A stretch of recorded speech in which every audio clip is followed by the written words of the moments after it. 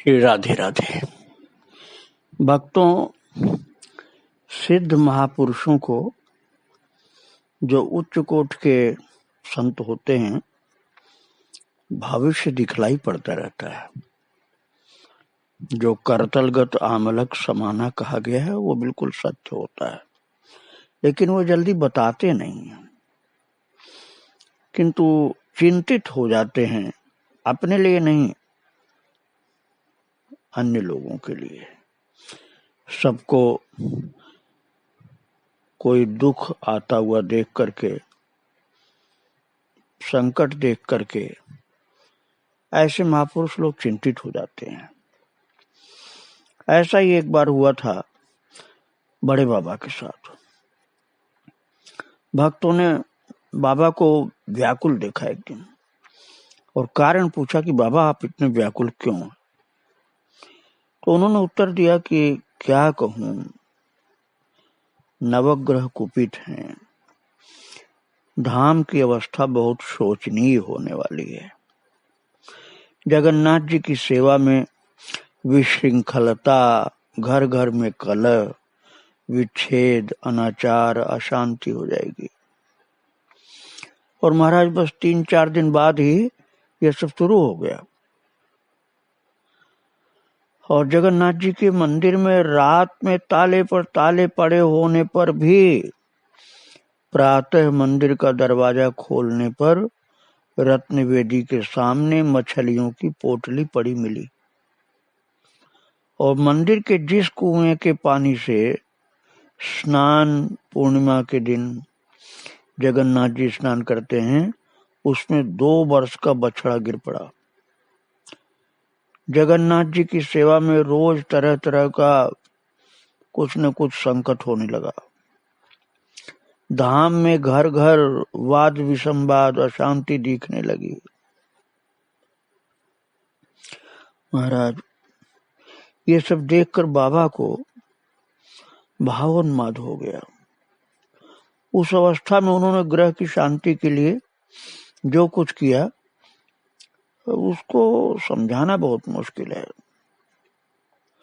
अब आप ये समझिए कि उन्होंने 9 दिन का नाम यज्ञ आरंभ किया और नाम यज्ञ आरंभ करने के पूर्व आश्रम वासियों से कहा कि इस बीच निमाई की इच्छा से मैं जिस समय जैसा कहूंगा, बिना सोचे विचारे वैसा ही करना होगा। कोई उसके बारे में मुझसे किसी प्रकार का प्रश्न नहीं करेगा। और भक्तों, फिर काष्ठ आदि के जल से जगन्नाथ जी का मंदिर शुद्ध कराया गया। एक कलसी मंत्र पूरित जल आश्रम के कुएं में डाला गया। वहीं वही जल एक गिलास आश्रम वासियों को पिलाया, स्वयं पिया। इसके पश्चात आश्रम में जितना सामान था, कपड़े लत्ते, मसहरी, चादर, मेज, कुर्सी आदि सब निकलवा कर उनमें आग लगा दी। इसी बीच केंद्रपाड़ा के जमींदार बलराम आए और उनकी 9 रत्नों की अंगूठी नाम यज्ञ के लिए रख ली। दूसरे दिन प्रभात होने के पूर्व नाम यज्ञ आरंभ हो गया और 9 रत्नों की अंगूठी, शालिग्राम शिला, अन्य कई वस्तुएं एक पात्र में रखकर उसे तुलसी मंच पर तुलसी के नीचे रखा गया। मंच की परिक्रमा कर संकीर्तन किया जाने लगा। आश्रम का दरवाजा बंद कर दिया गया। न कोई आश्रम से बाहर जा सकता था, न बाहर से अंदर आ सकता था। और बाबा जी महाराज कुएं के जल से एक लोटे से सबके सिर पर उड़ेलने लगे। कुएं का जल लेते और एक लोटा लेते हाथ में, उसी से ले करके सबके सिर पर डालते और सबको स्नान करा चुकने पर डोर, कोपिन और बहिर्वास दीवार के ऊपर फेंक दिए जाने का आदेश दिया। पहले लोगों ने परिधेय वस्त्र का परित्याग करने आनाकानी की, पर जब उन्होंने उन पर लोटे से आघात कर शक्ति का संचार किया, तब सबने बिना विचारे डोर, कोपिन फेंक दिए। केवल सखी भावापन्न कुछ लोगों को छोड़ करके सभी लोग वस्त्रहीन अवस्था में नृत्य संकीर्तन किए। बाबा ने एक विशेष कोई अनुष्ठान इस प्रकार का किया था। और कुछ दिन पहले आश्रम में तोता और मैना दो पक्षी पाले गए थे। तो मैना केवल कहा करती थी सुख पर बाबा पर दिन तो जाए, और सुख जो था वो अविश्रांत भाव से पढ़ा करता था, भज निताई गौर राधे श्याम जप हरे कृष्ण हरे राम। बाबा जी महाराज ने तोता और मैना को पहले काष्ठादिक जल से, फिर शोधित कुएं के जल से स्नान करा करके पिंजड़े के बाहर कर दिया, और उसके बाद बाबा कीर्तन शुरू कर दिए। महाराज दोनों पक्षी उड़े नहीं, जबकि उन्होंने पिंजरे के बाहर निकाल दिया दोनों को, और अपना स्वभाव भूल करके संकीर्तन में परिक्रमा करने लगे। पक्षी दोनों परिक्रमा कर रहे हैं संकीर्तन के चारों तरफ। और थोड़ी देर बाद दोनों ने ठाकुर मंदिर में प्रवेश किया और उड़ करके राधाकांत विग्रह के सम्मुख बैठ गए। ठीक मध्याह्न के समय तोता उड़ करके तुलसी मंच पर रखे पात्र के ऊपर जा बैठा, और बाबा जी महाराज बड़े प्रेम से तोते की पीठ पर अपना बायां हाथ फेरने लगे। नृत्य संकीर्तन और अधिक वेग से होने लगा। उसी समय संकीर्तन महायज्ञ के बीच तोता अपना स्थूल शरीर छोड़ दिया। महाराज इतना सुंदर कीर्तन कर रहा था तोता, जो भज निताई गौर राधे श्याम जप हरे कृष्ण हरे राम, और संकीर्तन करने वालों की परिक्रमा कर रहा था, और उसी कीर्तन के बीच में तोता अपना स्थूल शरीर छोड़ दिया और भगवत धाम में प्रवेश किया। महाराज बाबा जी महाराज तोते के शरीर को छाती से लगा कर नृत्य करने लगे। बड़े बाबा को लगा कि कितना भाग्यशाली तोता है कि इतने लोगों के बीच में कीर्तन करते हुए परिक्रमा करते हुए शरीर छोड़ा है। और महाराज सब पक्षी रूपधारी महात्मा के भाग्य की प्रशंसा करने लगे। बाबा ने कहा ये तोता के रूप में निश्चित कोई न कोई संत थे। अब बाबा तो पूरा खुल के बताना नहीं चाहते थे कौन संत थे, कहाँ के थे जो तोता के रूप में आए थे, लेकिन इतना कह दिया कि ये संत थे। और महाराज जी उसको छाती से लगा करके नृत्य कर रहे थे और उसके भाग्य की प्रशंसा कर रहे थे।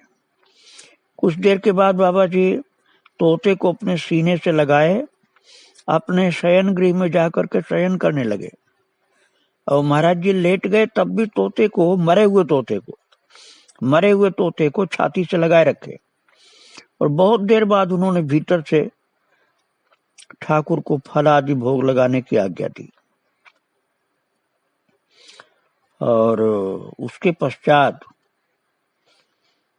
महाराज 5 वर्ष के बालक के समान निर्विकार भाव से एक साथ वस्त्रहीन सबने प्रसाद ग्रहण किया। ऐसी शक्ति बाबा ने डाल दी थी कि किसी को अपने शरीर का ध्यान नहीं आता था, बिल्कुल देह दृष्टि से सब ऊपर उठ चुके थे। एक निर्विकार दृष्टि सबके अंदर प्रकट हो गई थी, और हल्की सी फुहार बारिश की होने लगी। बाबा ने कहा कि अमृत की वर्षा हो रही है, सब लोग प्राण खोल करके नाम करो, दोनों भुजाएं उठा करके नृत्य करो और भगवान का नाम गाओ।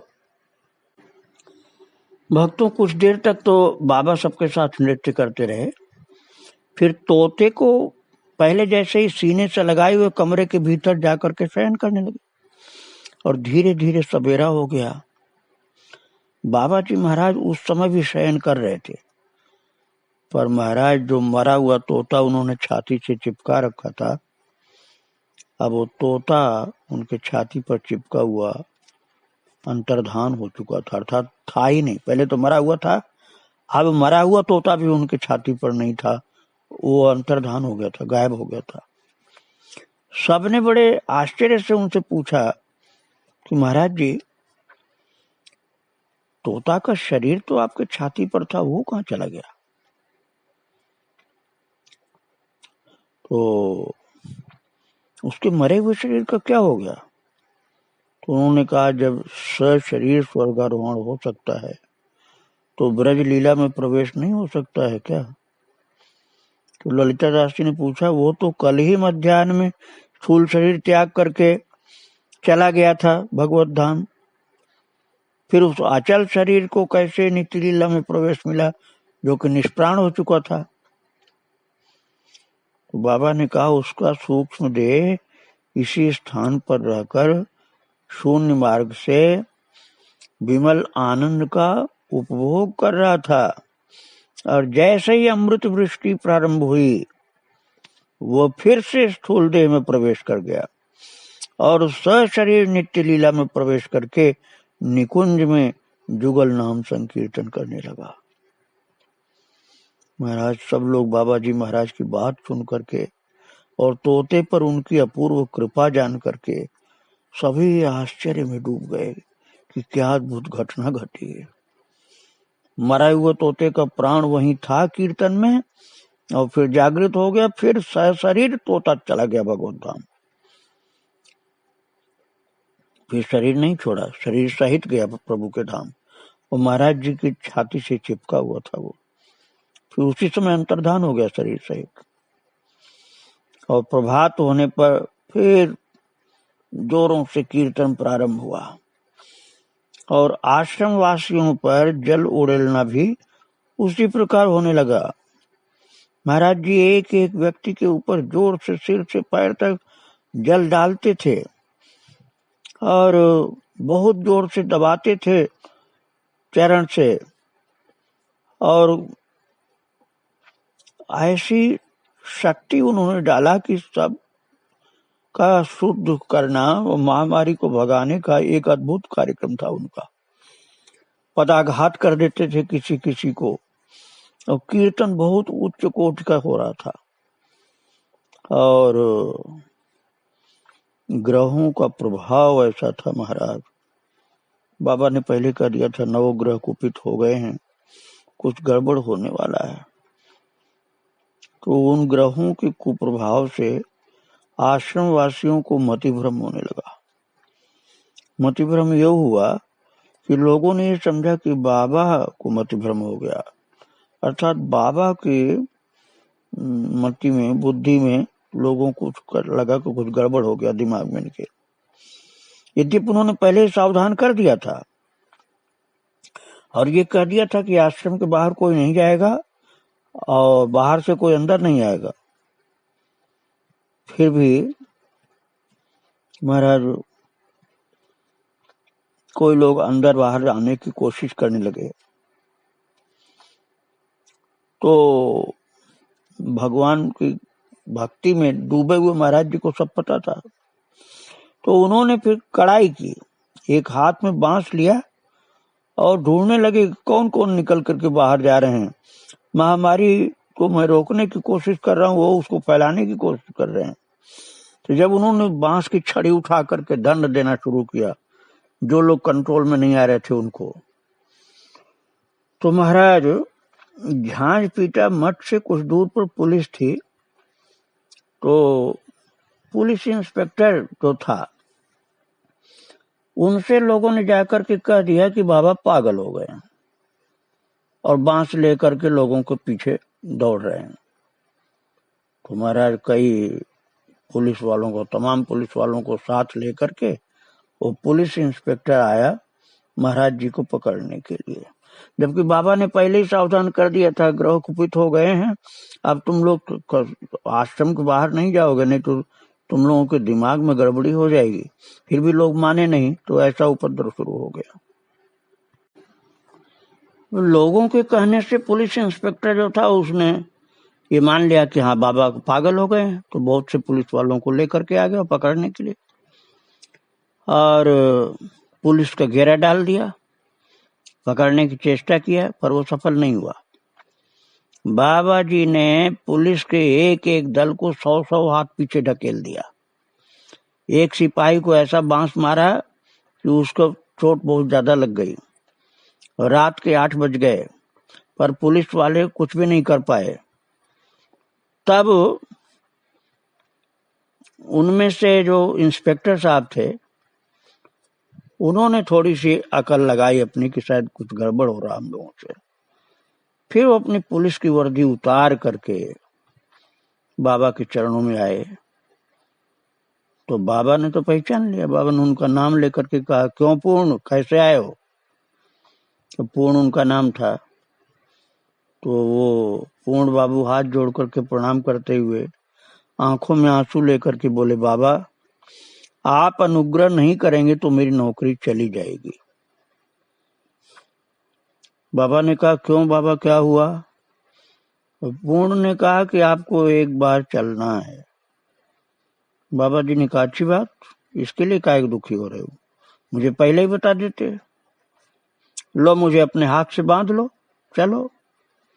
इतना कह करके बाबा बांस हाथ से फेंक दिए और दोनों हाथ आगे कह करके बोले कि लो बांधो। अब दुखी था, रोने लग गया था इंस्पेक्टर कि मेरी नौकरी चली जाएगी।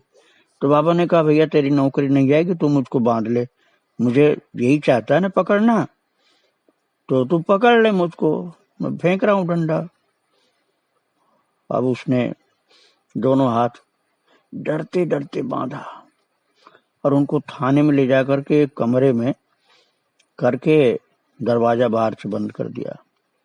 और आश्रम वासियों से भी 2-3 को पुलिस पकड़ लाई, 2-3 लोगों को आश्रम से पकड़ लाई पुलिस और उनसे पूछताछ करने लगी। और आश्रमवासी सब चिंतित और व्याकुल हो गए। इधर बाबा जी महाराज ने जंगले से झांक करके पुलिस इंस्पेक्टर से कहा कि मैं लघु शंका करूंगा। तो इंस्पेक्टर ने सोचकर कि इनको बाहर निकालना ठीक नहीं है, कहा आप कमरे के भीतर ही कर लें। तो बाबा जी महाराज मुस्कुराते हुए बोले, जल चाहिए? इंस्पेक्टर बोला, मैं मंगा देता हूँ। बाबा ने कहा, मंगाओ नहीं, तुम खुद ले करके आओ। तो इंस्पेक्टर ने कहा, अच्छा मैं ही लाता हूँ बाबा। इंस्पेक्टर जल लाने गए और लौट करके आए तो देखा कि महाराज पूरा कमरा भरा हुआ पानी से और नाली से जोर से पानी बाहर निकल रहा है और पूरा कमरा इतना भरा हुआ है कि घुटने भर पानी है। और बाबा ने पेशाब किया, कमरा में घुटने भर पानी हो गया है और अब भी पेशाब कर रहे हैं बाबा। महाराज वो इंस्पेक्टर हाथ में पानी लिए खड़ा रहा, आधा घंटा से ज्यादा हो गया खड़े खड़े, और बाबा की पेशाब करने का काम पूरा नहीं हुआ। वे हंसते रहते थे बीच बीच में, इंस्पेक्टर की ओर देख लेते हंस हंस करके। तो साधारण लोग तो इसमें से थे कि बाबा पागल हो गए। अब इंस्पेक्टर ने देखा कमरा में इतना पानी है कि 100 बाल्टी से भी ज्यादा पानी होगा, बाबा ने केवल पेशाब किया, दूसरा कोई है तो है भी नहीं हुआ, और 100 बाल्टी से भी ज्यादा बाबा की पेशाब कहाँ से हो जाएगी। तब उसके मन में कुछ आया विचार और वो हाथ जोड़ करके बोला, प्रभु क्षमा कीजिए, थाना डूब जाएगा। तब बाबा जोर से हंसे और हंस करके बोले, डर गए? अच्छा लाओ जल लाओ। उन्होंने जंगले में से जल ले लिया और बाबा जी महाराज थाने में ये सुनकर के पूरी वासी सब व्यक्ति घबरा गए। बहुत से लोग थाने में गए और उन्हें छुड़वा लाए। अब बाबा की लीला थी, अब वहां जो जल भरा हुआ था वो सब गायब हो गया और कौतूहल बस बाबा के पास लोग आने जाने लगे। एक दिन तो कई व्यक्तियों ने उनको पागल समझ करके एक पतली चादर से उनके दोनों हाथ उल्टे करके पीछे बांधे और कमरे का दरवाजा बंद कर दिया। 1.5-2 घंटे बाद दरवाजा खोला तो देखा कि बाबा ही नहीं है। अब ये विचित्र लीला शुरू हुई बाबा की। पहले तो पुलिस वालों ने थाने में बंद किया था तो वहां उनके पेशाब से कमरे में घुटने भर पानी हो गया। अब इंस्पेक्टर चिल्लाया कि बाबा पूरा थाना डूब जाएगा, आप कृपा कर दीजिए, तो उनको निकाला गया वहां। अब यहाँ आश्रम में लोगों ने समझा कि बाबा पागल हो गए हैं तो पतली चादर से उनके दोनों हाथ बांध दिए गए पीछे करके और उनको कमरे में बंद कर दिया। ऐसे बेवकूफ हो गए थे भक्त लोग कि बाबा को समझ ही नहीं पा रहे थे लोग कि बाबा सिद्ध पुरुष हैं। लोग समझते थे कि पागल हैं। अब कमरे में बंद कर दिया। 1.5-2 घंटे बाद दरवाजा खोला तो देखा कि बाबा अंदर है ही नहीं, जबकि कमरे में एक ही दरवाजा था, उसमें ताला बाहर से लगा था। अब सब दौड़ भाग करके उनको ढूंढने लगे और 15 मिनट बाद देखा कि वे 1.5 फुट चौड़े एक आले में बाहर बैठे हंस रहे हैं। उसमें एक बच्चा भी नहीं बैठ सकता था। अब सब देख करके अवाक, और बाबा हंसे जा रहे हैं। एक छोटा बच्चा भी जिसमें नहीं बैठ सकता था, एक खिड़ी सामान छोटा सा रखने के लिए बना था, उसी में बाबा बैठे हुए। अब कैसे इतना लंबा चौड़ा शरीर उसके अंदर आ गया पता नहीं। और सबको देख करके नीचे आए कूद कर, और तब लोगों ने क्षमा मांगा कि बाबा हम लोग आपको समझ नहीं सकते, हमें क्षमा कर दीजिए। पुलिस वाले भी क्षमा मांगने लगे। बाबा आज यदि आप नहीं रुकते तो थाना को बहा देते आप पेशाब से अपने। महाराज ऐसी अद्भुत शक्ति थी बाबा की। एक दिन नित्य स्वरूप ब्रह्मचारी कई भक्तों से परामर्श करके और शास्त्र प्रमाणों के अनुसार स्थिर किया कि बाबा जी पागल नहीं है, कोई उन्माद या महाभाव की अवस्था है। तो इनके पास आए और बोले कि बाबा हम सब लोगों को आप परेशान क्यों कर रहे हैं? हम लोग तो ना समझ हैं, आपको पागल समझ रहे थे, और आप तो कोई दिव्योन्माद में हैं या महाभाव की अवस्था में हैं। हम लोग कहाँ आपको समझ सकते हैं? तो बाबा हंस करके बोले, अरे नित्य स्वरूप मैं पागल नहीं हूं क्या? और फिर हंसने लगे जोर से और नृत्य करने लगे कीर्तन कर करके। सब देखकर चकित कि बाबा अभी पागल जैसे थे, आप तो इतना हंस करके कीर्तन कर रहे हैं। और फिर बहुत से भक्त लोग आए कलकत्ता से। तो कुछ लोगों ने तो समझ लिया था कि बाबा वास्तव में अपने किसी दिव्योन्माद में हैं, किसी महाभाव में हैं, लेकिन जो नहीं समझ पाए थे तो उन लोगों ने कहा कि इनको कलकत्ता ले चलो और वहाँ वातावरण बदल जाएगा, वहाँ ठीक रहेंगे। तो उन्होंने बाबा जी महाराज से पूछा तो उन्होंने कोई आपत्ति नहीं की, झट कलकत्ता जाने की तैयारी कर ली। और गाड़ी में बैठते बैठते बाबा ने बलराम को बुलाकर कहा, देख बलराम, नवग्रहों की शांति लगभग हो चुकी है, पर तुम 1 सप्ताह के भीतर यहाँ से नाना प्रकार के आवश्यक पदार्थ तैयार करके ले जाना और कोणार्क तीर्थ में नवग्रहों की पूजा कर लेना, क्योंकि अभी उनका पूरा प्रभाव गया नहीं है। और कलकत्ता पहुंच करके बाबा जी महाराज केदारनाथ महाशय की बागान बाड़ी में ठहरे। वहां 1 महीने से कुछ अधिक रहे।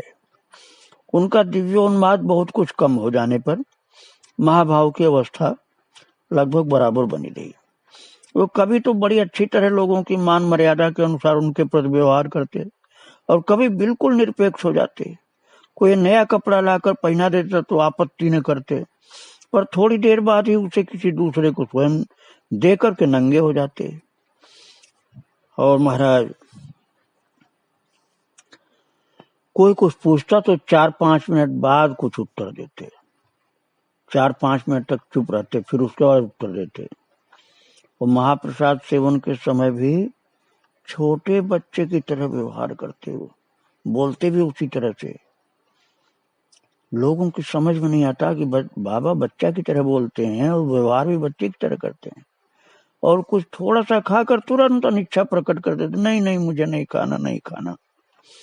और संगीगण कई प्रकार से भला फुसला करके, जैसे छोटे बच्चे को बहलाया फुसलाया जाता है, ऐसे फुसलाते बहलाते तब लोग उनको कुछ खिलाते। ऐसी विचित्र उनकी भावावेश की लीलाएं होती थी भक्तों। उनकी लीलाओं को आगे फिर मैं आपको सुनाऊंगा। उनके चरणों में बारंबार प्रणाम। श्री राधे राधे, जय श्री राधे।